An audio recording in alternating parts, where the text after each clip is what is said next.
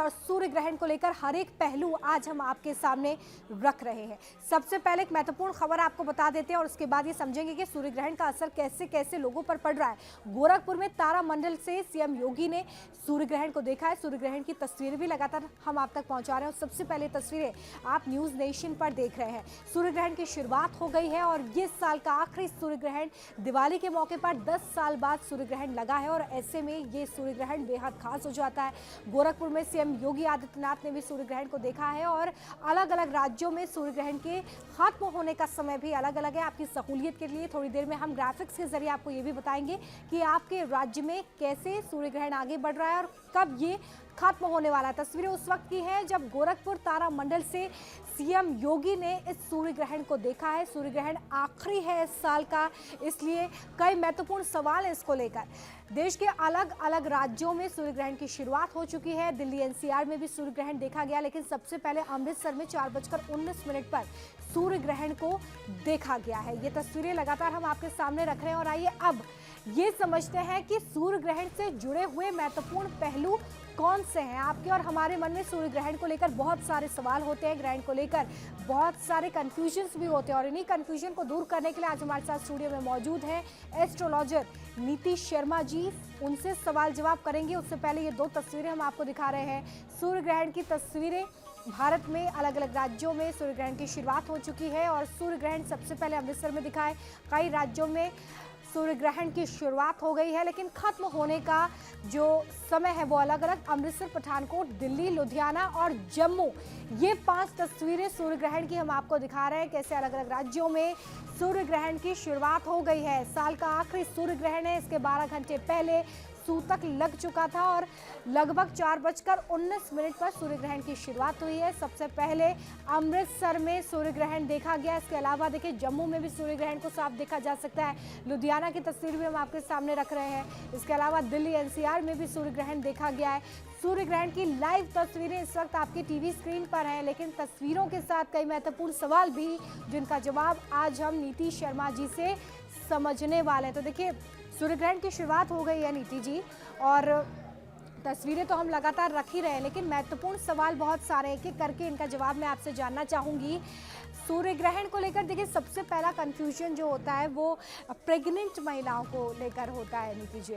तो प्रेग्नेंट महिलाओं को आखिर क्यों मना किया जाता है कि वो घर से बाहर ना निकलें, इसके बारे में सबसे पहले हमें बताइए। जी बिल्कुल, ज्योतिषीय कारण अगर समझने का आप प्रयास करेंगे तो आध्यात्मिक तौर पे, हालांकि मैं साइंटिफिक रीजंस भी बताऊंगी साथ में, सूर्य को आत्मा का कारक माना जाता है और एक गर्भ में एक भ्रूण एक आत्मा के माध्यम से एक ऊर्जा का संचार कर रहा होता है। ग्रहण के दौरान जो हमारी विजिबल लाइट है, जो हमारे लिए बहुत ज़्यादा फेवरेबल होती है, धरती पे जितने भी प्राणी हैं उनके लिए 2 ही ल्यूमिनस बॉडी हैं, एक सूर्य और एक चंद्रमा। सूर्य ऊर्जा का कारक माना जाता है, हमारे लिए जीवन का आधार माना जाता है। वहीं चंद्रमा क्योंकि पृथ्वी के सबसे निकट होता है। देखिए ज्योतिषी में हम सूर्य को भी ग्रह मानते हैं, चंद्रमा को भी ग्रह मानते हैं। यद्यपि सूर्य एस्ट्रोनॉमिकली एक स्टार है और चंद्रमा एक सैटेलाइट है, लेकिन ग्रह का मतलब है जिनकी ऊर्जाएं हम व्यापक रूप से ग्रहण करते हैं। तो यहाँ पे सूर्य की जो सकारात्मक ऊर्जाएं हैं वो यहाँ पे उनको विघ्न पड़ रहा है हमारी पृथ्वी तक पहुँचने के लिए। चंद्रमा क्योंकि उन अंशों पे आ गया है, सूर्य और पृथ्वी के बीच में आ गया है, तो चंद्रमा के कारण ये ग्रहण हमारे को देखने को मिल रहा है। गर्भवती महिलाओं के गर्भ में क्योंकि भ्रूण जो होता है उसको एक सकारात्मक ऊर्जा सूर्य से मिलती है। इस समय अल्ट्रावायलेट और इंफ्रारेड रेज हैं वो बहुत ज़्यादा जो नकारात्मक ऊर्जाएं वो सक्रिय होती हैं और उनका व्यापक रूप से प्रभाव डायरेक्टली गर्भ पे पड़ता है। तो गर्भवती महिलाओं के लिए बहुत महत्वपूर्ण हो जाता है कि इस ग्रहण के दौरान वो विशेष नियमों का पालन करें ताकि उनके जो भ्रूण हैं उस पर कोई भी नकारात्मक ऊर्जा का प्रभाव ना हो।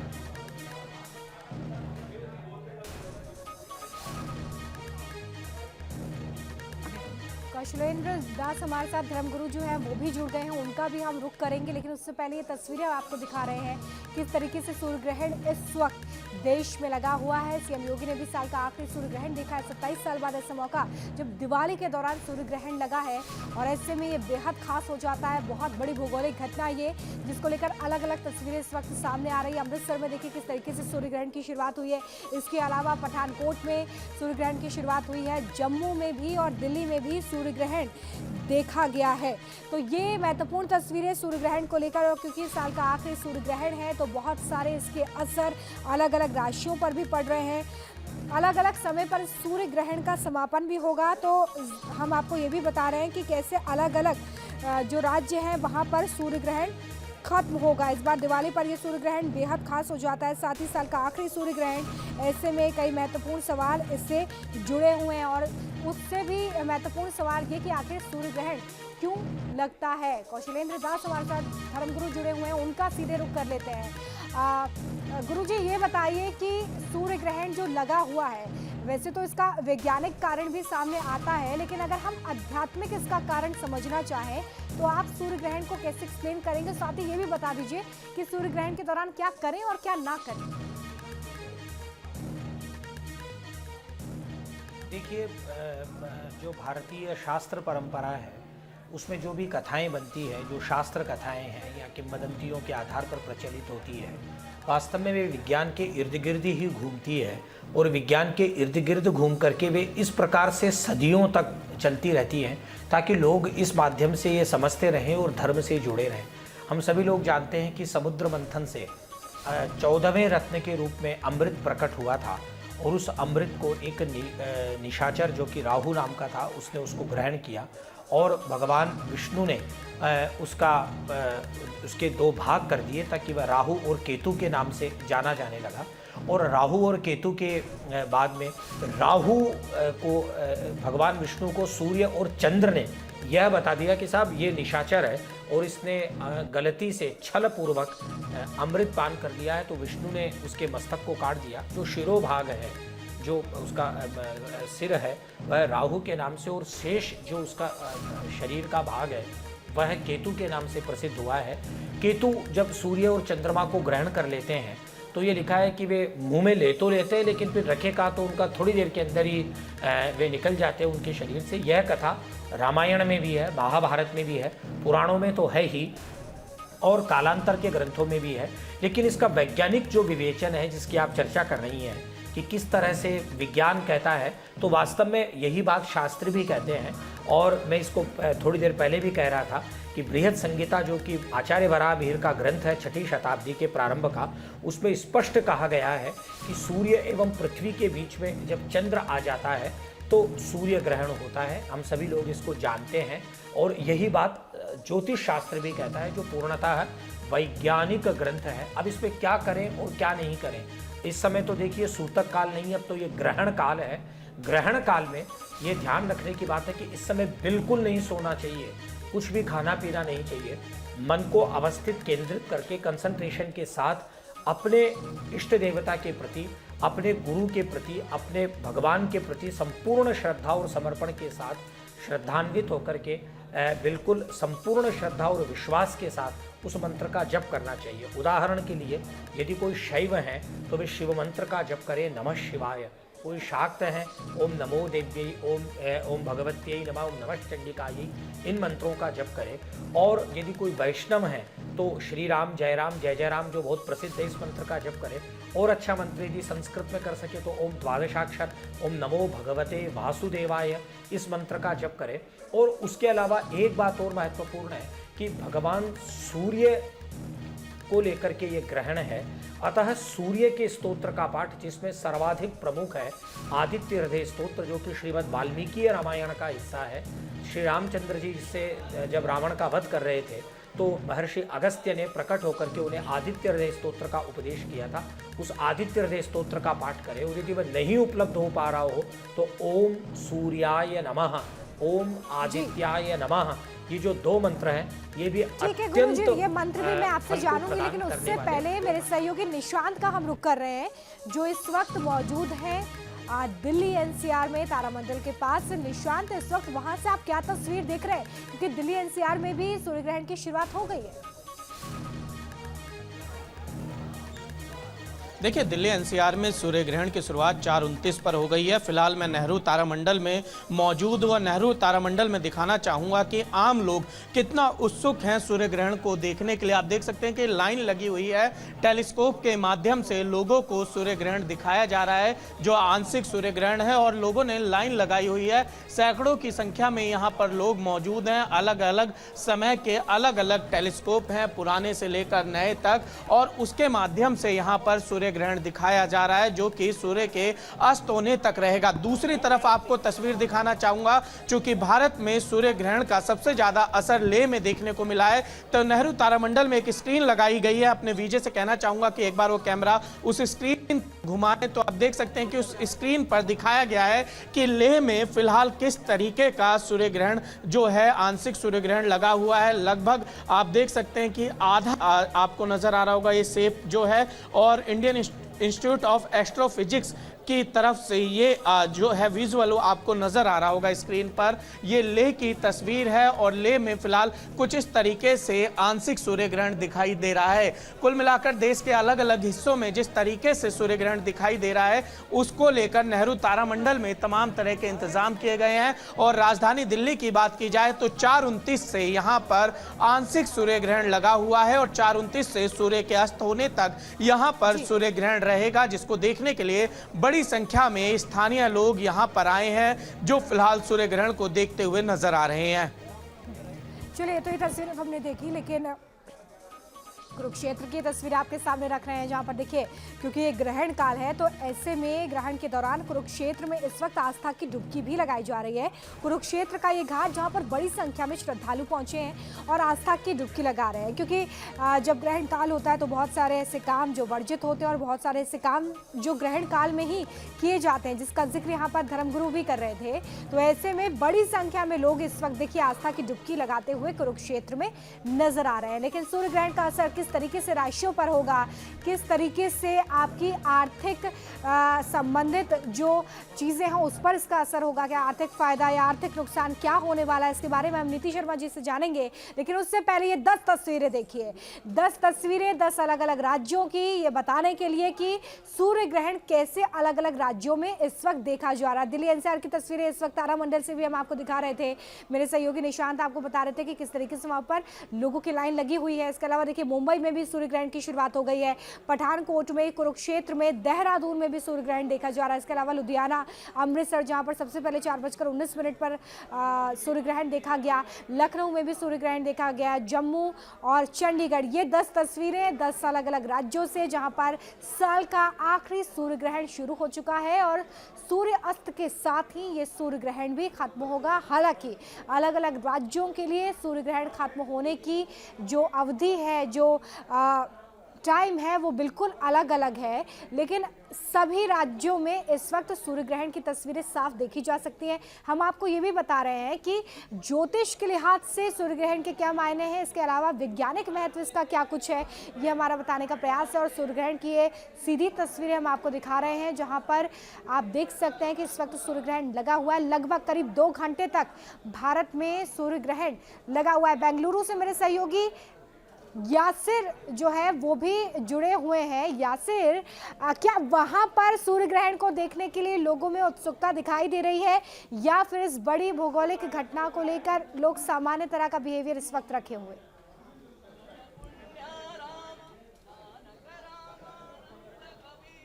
जी बिल्कुल, अगर हम बात करें बेंगलुरु की तो आईटी सिटी है। यहाँ पर इस खगोलीय घटना को देखने के लिए लोग आए हैं टाउन हॉल के पास, और साथ ही यहाँ पर जो है बड़ी संख्या में तर्कशास्त्री यहाँ पर आए हैं। और आप देख सकते हैं यहाँ पर उन्होंने फल रखे हैं, उन्होंने यहाँ पर समोसे रखे हैं, और वो ये बताना चाह रहे हैं कि कुछ मान्यताएं हैं जो सूर्य ग्रहण के समय बता रहे हैं कि खाना नहीं खाना चाहिए, तो उसके विरोध में यहाँ पर इन्होंने यहाँ पे भोजन का आयोजन किया है। ये सूर्य ग्रहण के दौरान दौरान जो है यहाँ पर समोसे, केले और बाकी जो फल है उनको खाएंगे, यहाँ पर ये जताने के लिए कि जो कुछ अंधविश्वास से जुड़ी बातें हैं उनको नज़रअंदाज किया जाए, क्योंकि लगातार जब हम सूर्य किरण हो या सूर्य ग्रहण हो या चंद्र ग्रहण हो तो कुछ मान्यताएं ऐसे ही हैं, कुछ लोग मानते हैं कि ये बेंगलुरु की तस्वीरें ये दिखाती हैं कि सूर्य ग्रहण को यहाँ पर लोग नहीं मान रहे हैं और इसलिए यहाँ पर खाने का आयोजन किया गया है। ये पहलू क्या है? धर्मगुरु हमारे साथ जुड़े हुए हैं, उनसे हम समझने की कोशिश करेंगे।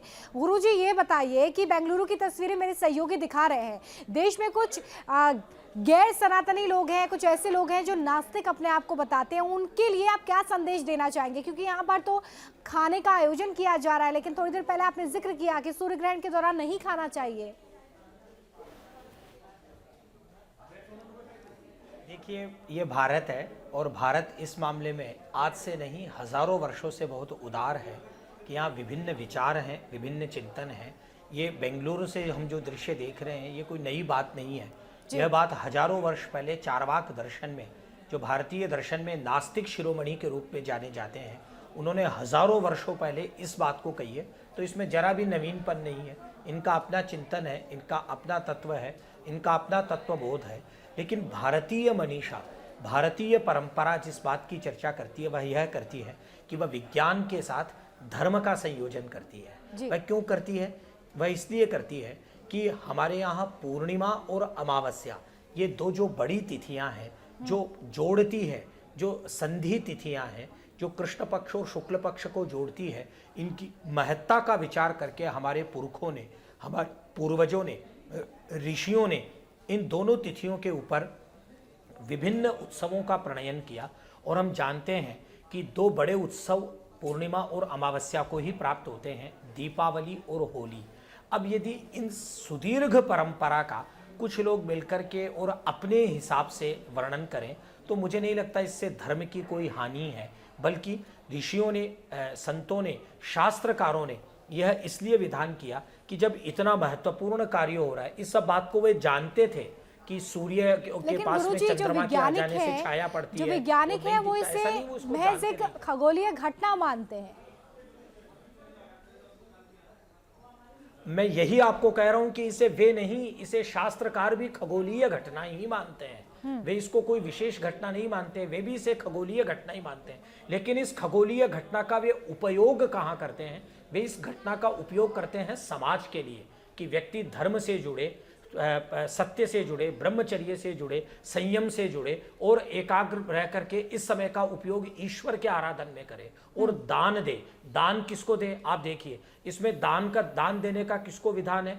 यदि लोग कहें कि साहब इसमें ब्राह्मणवाद को घुसाया गया है, बिल्कुल नहीं, ब्राह्मणों के दान का इसमें विधान ही नहीं है। यह दान उन लोगों को दिया जाना चाहिए जो समाज के अपेक्षित है, जिन तक खुशियां नहीं पहुंच रही है, जिन तक सामान्य पदार्थ भी नहीं पहुंच रही। तो ये जब भी आए तो शास्त्रकारों ने विचार किया कि इसको क्या महत्व लेकिन दिया इसे जाए। धर्म से भी जोड़ा जा रहा है और इसलिए बहुत सारे ऐसे काम होते हैं जो वर्जित होते हैं सूर्य ग्रहण के दौरान, जिसका जिक्र यहाँ पर गुरुजी करते हुए नजर आ रहे थे। नीति शर्मा जी, मैं आपसे ये समझना चाहूंगी कि जब इस तरह की कोई भी खगोलीय घटना होती है तो हम सबके मन में एक ही सवाल होता है कि इस ग्रहण से हमारा क्या फ़ायदा, हमारा क्या नुकसान है।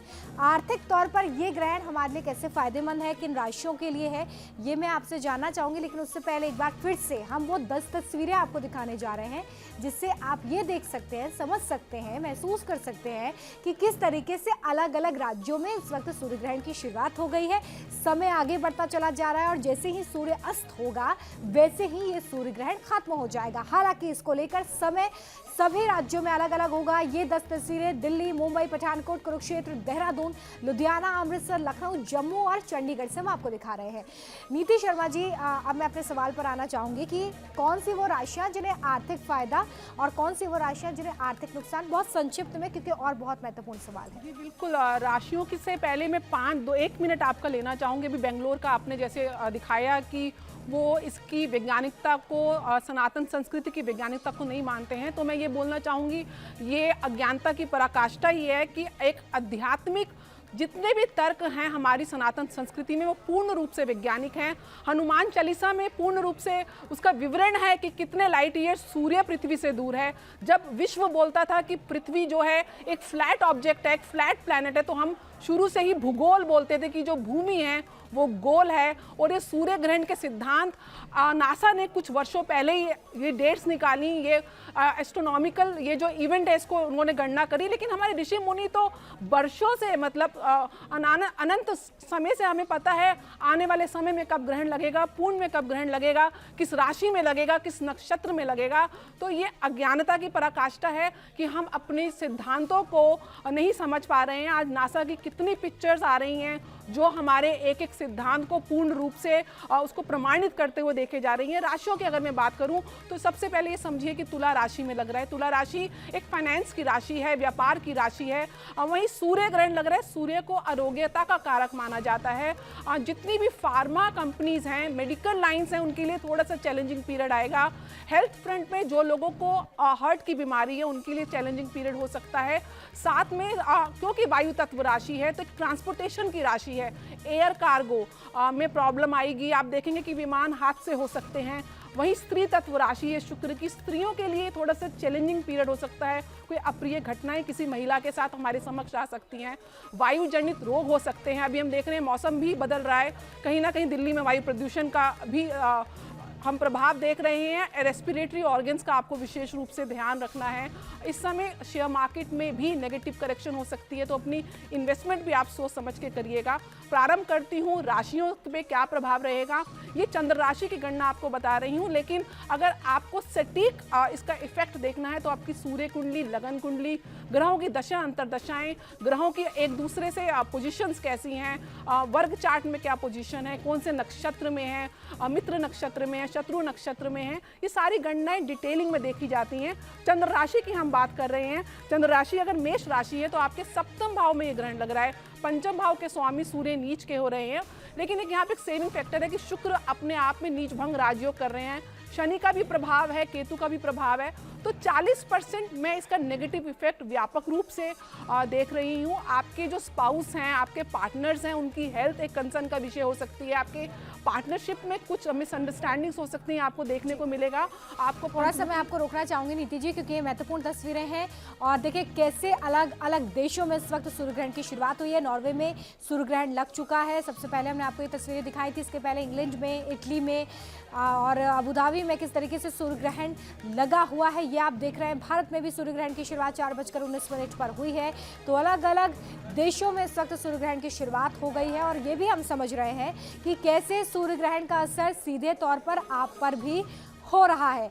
सूर्य ग्रहण का हर एक पहलू आज हमने आपको बताने की कोशिश की है, चाहे वो वैज्ञानिक हो या आध्यात्मिक हो, जिसके बाद आप ये समझ सकते हैं कि सूर्य ग्रहण के दोनों पहलू जो हैं वो महत्वपूर्ण है। और ऐसे में जो कार्य वर्जित होते हैं उनको वर्जित करने के पीछे क्या कारण है ये भी हमने आपको समझाया। नीति जी बहुत शुक्रिया आपका हमारे साथ जुड़ने के लिए। हमारे साथ धर्मगुरु जुड़े थे, उनका भी बहुत शुक्रिया। तमाम सहयोगी आप तक लगातार तस्वीरें पहुँचवा रहे थे, उनका भी बहुत शुक्रिया। नहीं तस्वीरों के साथ एक छोटे से ब्रेक के लिए रुक रहे हैं। जल्द